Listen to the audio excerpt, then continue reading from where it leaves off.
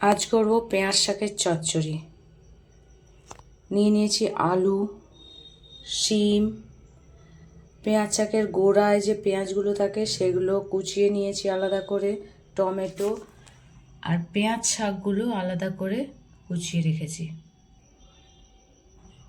ফোড়নের জন্য নিয়ে নিয়েছি একটু 5 ফোড়ন আর 2টো কাঁচা লঙ্কা। কড়াইতে সর্ষের তেল দিয়ে দিয়েছি, তেলটা গরম হোক। তারপর 5 ফোড়ন আর কাঁচা লঙ্কাটা দিয়ে দিলাম। 5 ফোড়ন ভাজা হয়ে গেছে। এবার আলু, শিম আর পেঁয়াজ শাকের পেঁয়াজগুলো দিয়ে দেবো। আলু দিলাম, শিম দিলাম, পেঁয়াজ শাকের গোড়ায় যে পেঁয়াজগুলো থাকে সেগুলো দিয়ে দিলাম। এবার পরিমাণ মতো নুন,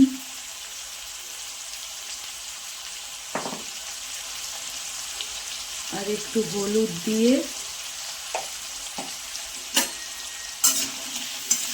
ভালো করে নেড়ে চাপা দিয়ে দেবো।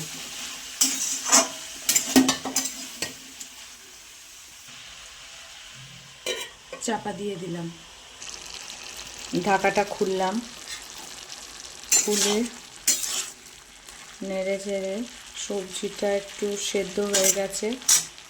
এবার টমেটোগুলো দিয়ে দিলাম।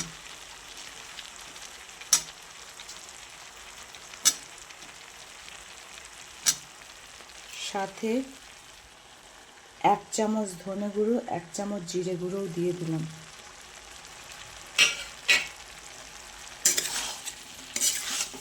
এবার ভালো করে কষিয়ে নিতে হবে।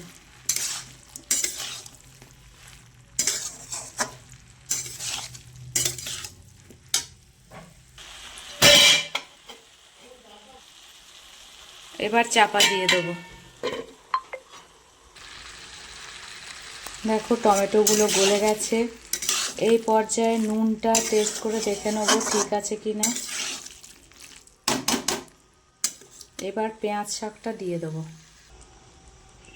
পেঁয়াজ শাকটা দিয়ে দিয়েছি। এবার কিন্তু আর চাপা দেব না, এমনি মিডিয়াম আঁচে নাড়তে থাকবো ঢাকা খুলে।